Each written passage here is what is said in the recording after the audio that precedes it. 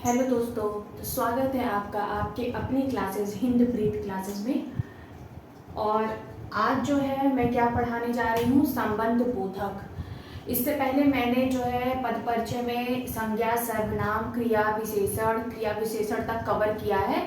जो मेरा next topic है वो क्या है, संबंध बोधक। संबंध बोधक जैसे नाम से ही क्लियर है, संबंध मतलब रिलेशन, ठीक है। तो इसका सबसे पहले हम डिफिनीशन जान लेते हैं, इसकी परिभाषा क्या है। ऐसे शब्द जो संज्ञा और सर्वनाम शब्दों के साथ आकर उनका संबंध वाक्य के अन्य शब्दों के साथ प्रकट करते हैं, उन्हें संबंध बोधक कहते हैं। मतलब जो दो वाक्यों को जोड़ते हैं, जैसे इंग्लिश में प्रीपोजिशन होता है वैसे इसमें होता है संबंध बोधक, जो दो वाक्यों को जोड़ते हैं, ठीक है। तो जैसे क्या आता है, अंदर, बाहर, दूर, पास, ऊपर, नीचे, आगे, पीछे इत्यादि आदि शब्द आते हैं, ठीक है। तो जो संबंध मतलब रिलेशन, जो दो वाक्यों का रिलेशन बताता है, जो संबंध बताता है, जो दो वाक्यों को जोड़ता है, ठीक है, उसे संबंध बोधक कहते हैं। समझ में आ गया, ठीक है। उदाहरण देख लीजिए, पर्वत के पीछे जाकर सूर्य छिप रहा है। अब देखिए, पर्वत के पीछे जाकर सूर्य छिप रहा है। सूर्य कहाँ जाके छिप रहा है, पर्वत के पीछे। तो ये पर्वत और सूर्य के बीच का रिलेशन बता रहा है कि पर्वत के पीछे जाके छुप रहा है। क्या रिलेशन बता रहा है, कि पीछे जाके छुप रहा है। बहुत लोग जैसे क्रिया विशेषण और संबंध बोधक में जो है जो शब्द आते हैं वो कॉमन ही होते हैं, तो लोग कंफ्यूज हो जाते हैं कि कैसे हम पहचानेंगे ये क्रिया विशेषण है और कैसे पहचानेंगे संबंध बोधक है। तो समझ लीजिए, जो क्रिया की विशेषता बता रहा है, ठीक है, जब सेंटेंस में क्रिया की विशेषता बताया जाए तो वहां क्रिया विशेषण होगा, और जब जो दो वाक्यों को जोड़ा जाए तो वहां पे संबंध बोधक होगा, ठीक है। अब देखिए, मैं चाय के साथ बिस्किट खाता हूँ। मैं चाय के साथ क्या खाता हूँ, बिस्किट खाता हूँ। तो चाय और बिस्किट को कौन जोड़ रहा है, के साथ, ठीक है। तो यहाँ पे क्या है, के साथ संबंध बोधक का काम कर रहा है। यहाँ पे के पीछे जो है संबंध बोधक का कार्य कर रहा है, ठीक है। समझ में आ गया।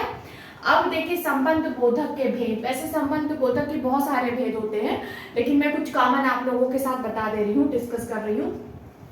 पहला है कालवाचक। काल मतलब समय, ठीक है। काल मतलब समय, जहां समय के बारे में बताया जा रहा हो वहां कालवाचक होता है, ठीक है।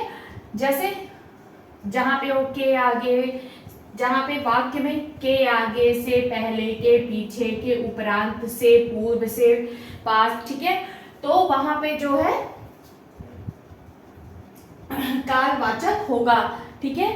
अब देखिए उदाहरण के लिए, ट्रेन समय से पहले आ गई। ट्रेन समय से पहले आ गई। ट्रेन किससे आ गई, समय से पहले आ गई, ठीक है। तो ये ट्रेन और समय के बीच का रिलेशन बता रहा है कि ट्रेन समय से पहले आ गई, ठीक है। जैसे उदाहरण, सीता से पहले गीता आ गई, ठीक है। तो वहां पे जो है सीता और गीता के बीच का रिलेशन बताया जा रहा है कि सीता से पहले गीता चली गई, या ठीक है, इस तरह के सेंटेंस आएंगे तो वहां पे कालवाचक होगा। अगला देखिए, स्थानवाचक। स्थान मतलब आपको पता है, स्थान, प्लेस, ठीक है। इसमें कौन कौन से शब्द आते हैं, के भीतर, के बाहर, के अंदर, के बीच, के समीप, से दूर, के निकट, के पास आदि, ठीक है। इस तरह के अगर शब्द आते हैं सेंटेंस में, वाक्य में, तो वहां पे स्थानवाचक संबंध बोधक होगा। उदाहरण देख ली, स्कूल के पास ही घर है। सॉरी, यहाँ पे सेंटेंस जो है, स्कूल के पास ही मेरा घर है।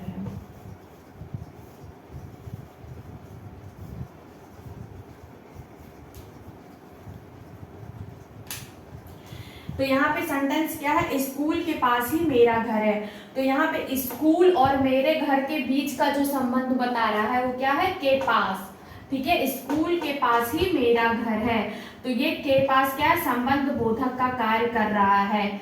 बहुत लोग कंफ्यूज रहते हैं कि क्रिया विशेषण कैसे पहचानेंगे और संबंध बोधक कैसे पहचानेंगे। तो एक उदाहरण देते हैं, जैसे सीता से पहले गीता आई। तो यहाँ देखिए से पहले सीता और गीता का रिलेशन बताया जा रहा है, का संबंध बताया जा रहा है। तो मतलब संज्ञा या सर्वनाम जब के बीच में जब रिलेशन बताया जाता है, संबंध बताया जाता है, तो वहां संबंध बोधक होता है। अगर यहाँ पे ये लिखा होता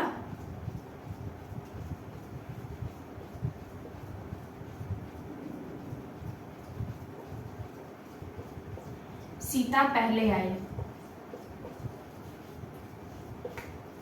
तो यहाँ पे क्रिया विशेषण होता। मतलब यहाँ पे क्रिया की विशेषता, आई की विशेषता क्या बता रहा है, पहले, सीता पहले आई, सीता बाद में आई, सीता अंदर गई, सीता बाहर गई, ठीक है। तो वहां पे क्रिया की विशेषता अगर बताया जाएगा अगर कहीं पर भी, तो वो क्रिया विशेषण होगा। और जब संज्ञा या सर्वनाम या संज्ञा में जो है संबंध बताया जाएगा, तो वहां जो शब्द यूज होते हैं, जो लिखे जाते हैं, वहां पे क्या होता है, संबंध बोधक। तो सीता और गीता का संबंध क्या बता रहा है, से पहले, सीता से पहले गीता आई, यहाँ पे संबंध बोधक होगा। और अगर सेंटेंस ऐसे लिखा हो सीता पहले आई, तो यहाँ पे क्रिया की विशेषता बता रहा है, पहले आई, तो यहाँ पे क्रिया विशेषण होगा। समझ में आ गया। अगर इस तरह के सेंटेंस आएंगे तो आप लोग कंफ्यूज बिल्कुल मत होइएगा। जहाँ पे दो संज्ञा या सर्वनाम या संज्ञा में जो संबंध स्थापित करने के लिए शब्द यूज होते हैं, वहां पे जो है संबंध बोधक होता है। और जहाँ पे क्रिया की विशेषता बताई जाती है, वहां पे क्रिया विशेषण होता है। समझ में आ गया। अगला क्या है संबंध बोधक में, दिशा सूचक। दिशा मतलब डायरेक्शन, नाम से ही क्लियर है, ठीक है, जिसमें दिशा का बोध हो। जहाँ पे की ओर, की तरफ, के पार, के चारों ओर, के आसपास, के उस पार, के दोनों ओर आदि शब्द आते हैं और संबंध ऐसे शब्द आके वाक्यों में संबंध जोड़ते हैं, तो वहां पे दिशा सूचक संबंध बोधक अव्यय होता है, ठीक है। जैसे उदाहरण देख लीजिए, घर के आसपास ही रहना। कहाँ रहना, घर के आसपास ही रहना। यहाँ पे जो है दिशा सूचक संबंध बोधक अव्यय होगा। अब देखिए यहाँ क्रिया विशेषण में भी जो है, आप बहुत लोग, मैं एक उदाहरण दे रही हूँ, कंफ्यूज होते हैं लोग। जैसे किनारे की ओर खड़ी है, ठीक है, तो कहाँ खड़ी है, किनारे की ओर खड़ी है, तो क्रिया की विशेषता है कि किनारे की ओर खड़ी है। क्रिया क्या है, खड़ी है, किनारे की ओर खड़ी है। तो क्या विशेषता बता रहा है क्रिया की, किनारे की ओर खड़ी है, तो ये क्रिया विशेषण हो गया। और घर के आसपास ही रहना, घर के कहाँ रहना, आसपास ही रहना, तो ये दिशा सूचक संबंध बोधक अव्यय हो गया, जहाँ पे दिशा डायरेक्शन का बोध होता है, ठीक है।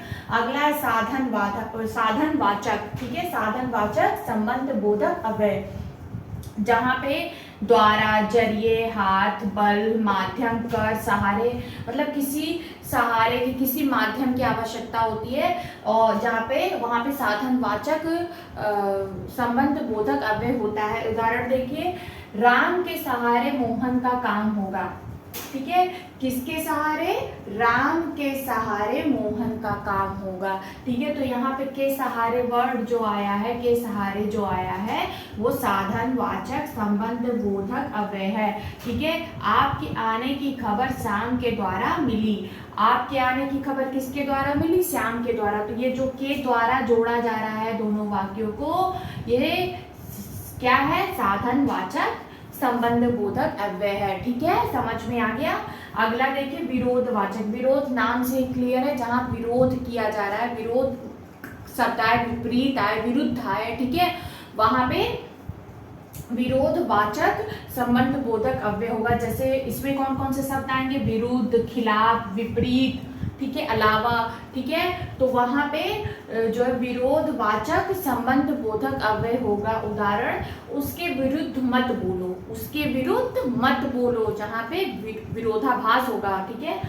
मेरे खिलाफ कोई आवाज नहीं उठाएगा, मेरे खिलाफ कोई आवाज नहीं उठाएगा, वहां पे जहाँ पे खिलाफ, विरुद्ध जैसे शब्दों को बोला जा रहा है, यूज किया जा रहा है, वहां पे विरोधवाचक संबंध बोधक अव्यय होगा। समझ में आ गया। कुछ संबंध बोधक अव्यय और है, वो भी मैं क्लियर कर दे रही हूँ, ठीक है। अगला क्या है, समतावाचक संबंध बोधक अव्यय। समता मतलब समानता, जहाँ पे एक की तरह दूसरा भी हो, ठीक है, जहाँ एक दूसरे के समान हो, ठीक है, जहाँ समानता हो, एक की तरह दूसरा, एक की भांति जो दूसरा हो, वहां पे समतावाचक संबंध बोधक अव्यय होता है। ठीक है, समता मतलब समानता, ये जान लीजिए।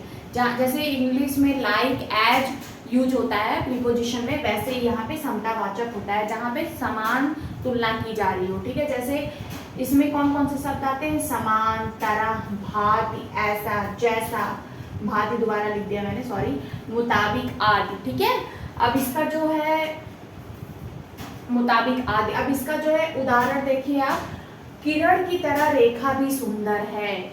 किरण और रेखा दोनों एक जैसे ही सुंदर है, तो यहाँ समानता की जा रही है कि किरण की तरह ही रेखा भी सुंदर है। ठीक है, यहाँ पे समानता क्या हो रहा है कि किरण की तरह ही रेखा भी सुंदर है, मतलब कहने का मतलब है किरण रेखा दोनों एक ही जैसी हैं और दोनों एक दूसरे की तरह ही सुंदर है। ठीक है, राकेश मेरे मुताबिक ही काम करता है। राकेश मेरे मुताबिक ही काम करता है। ठीक है, तो मेरे जैसा ही काम करता, मेरे मुताबिक ही काम करता है। ठीक है, तो यहाँ पे भी क्या है? समानता है। ठीक है, अगला है हेतुवाचक। हेतु मतलब मेरे खातिर, ठीक है, मेरे कारण, मेरे लिए। ठीक है, वहां पे हेतुवाचक संबंध बोधक अव्यय होता है। इसमें कौन कौन से शब्द आते हैं? हेतु, खातिर, कारण, रहित, अथवा, सिवा, वास्ते, मारे आदि। ठीक है, मेरे मारे, मेरे वास्ते। ठीक है, ये सब शब्द आएंगे मेरे लिए। ठीक है, वहां पे हेतुवाचक संबंध बोधक अव्यय होगा। उदाहरण क्या है? रोहन ने मोहन के खातिर काम छोड़ दिया। रोहन ने मोहन के खातिर काम छोड़ दिया। किसके खातिर काम छोड़ दिया? मोहन के खातिर। ठीक है, तो यहाँ पे के खातिर हेतुवाचक संबंध बोधक अव्यय है। अगला है मेरे सिवा कमरे में कोई नहीं था।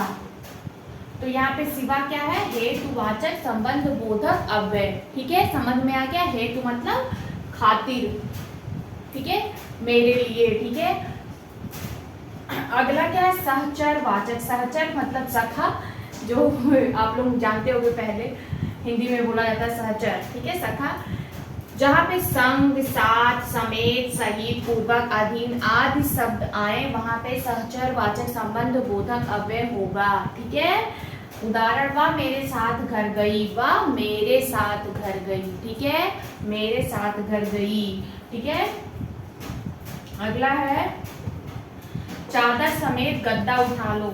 गद्दा किसके साथ उठाओ? चादर के साथ ही उठा लो। तो यहाँ पे समेत क्या है? सहचर वाचक संबंध बोधक अव्यय है। समझ में आ गया?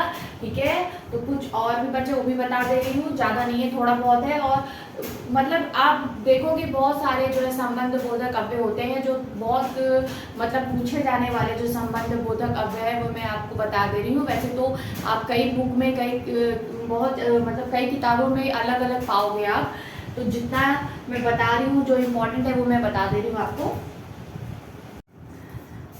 तो अगला है विषयवाचक संबंध बोधक। विषय मतलब नाम से ही क्लियर है, जिस किसी के बारे में जब कहा जाता हो। ठीक है, जहाँ पे के बारे, के बाबत आदि शब्द आए, वहाँ विषयवाचक संबंध बोधक अव्यय होगा। ठीक है, उदाहरण देख लीजिए, गांधी जी के बारे में बहुत कुछ कहा गया है। किसके बारे में कहा गया है? गांधी जी के बारे में कहा गया है, तो यहाँ ये शब्द आया है के बारे में।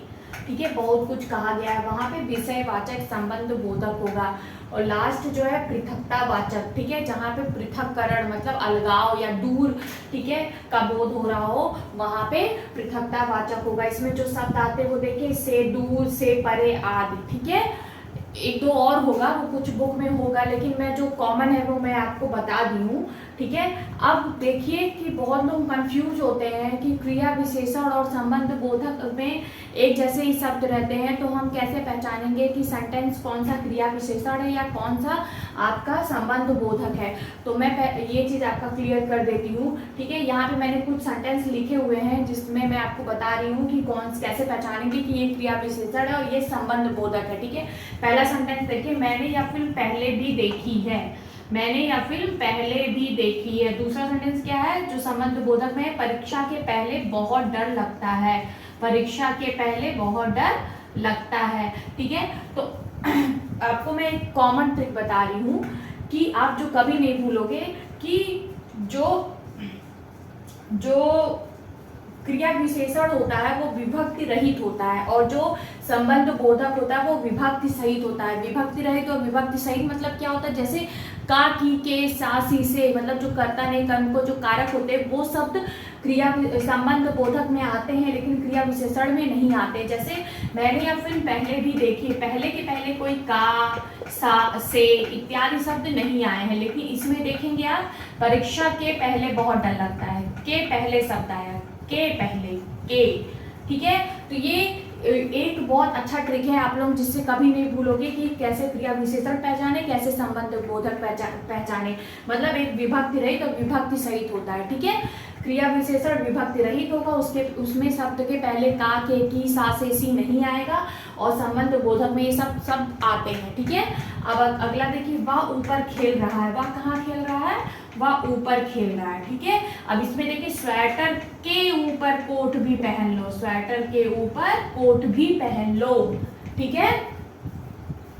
अब अगला देखिए, पिताजी अंदर हैं, पिताजी अंदर हैं, पिताजी अंदर हैं, ठीक है। अगला इसमें क्या है, अलमारी के अंदर गरम कपड़े रख दो, के अंदर गरम कपड़े, के शब्द आ रहा है ना सब में। अगला है लता पहले आई, ठीक है। अब ये भी देखिए, एक अच्छा एग्जाम्पल है, लता पहले आई, ठीक है। लता सरला से पहले आई, किससे पहले आई, सरला से। तो यहाँ पे कौन सा शब्द आया, सरला से पहले, ठीक है। तो ये याद रखिएगा, ये विभक्ति है। और एक चीज और इसमें होता है कि जो क्रिया विशेषण होता है उसमें क्वेश्चन करने पे कब, कहाँ, कैसे शब्द आते हैं, ठीक है।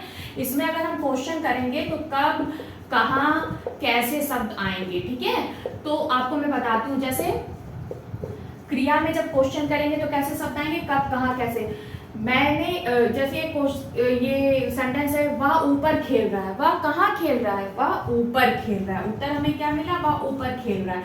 पिताजी अंदर है, पिताजी कहाँ है, पिताजी अंदर है, ठीक है।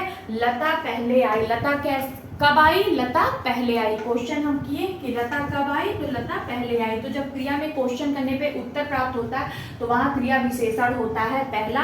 पहला ट्रिक मैंने आपको क्या बताया कि ये विभक्ति रहित होता है, ये विभक्ति सहित होता है, ठीक है। दूसरा ट्रिक मैंने क्या बताया कि क्रिया में क्वेश्चन करने पे जो उत्तर प्राप्त होता है वहां पे क्रिया विशेषण होता है। तो मैंने आपके सारे डाउट भी क्लियर कर दिए, मतलब आप जो है बहुत इजीली तरीके से मुझे लगता है पहचान जाओगे कि कौन सा क्रिया विशेषण का वाक्य है और कौन सा जो है संबंध बोधक का वाक्य है। तो ठीक, तो आज का जो है मैंने संबंध बोधक पे आपका क्लियर कर दिया है, ठीक है। सारी चीज़ें मैंने बताई है और सेंटेंस भी मैंने बताया है, सब कुछ आपको डिटेल में बताया। तो आई होप आपको समझ में आया होगा। और दो और भी बचा है तो वो भी मैं जो है पद परिचय में जल्दी से जल्दी ख़त्म करने की कोशिश करूँगी। और किसी को अगर कोई डाउट है तो प्लीज़ वो कमेंट करके पूछ सकता है। और मेरे चैनल को प्लीज़ सब्सक्राइब कर दीजिएगा, जो लोग मेरे चैनल को देख रहे हैं। और मेरे चैनल को देखने के लिए दिल से धन्यवाद। आप लोग का कोई भी डाउट होगा तो प्लीज़ कमेंट करिएगा। Thank you.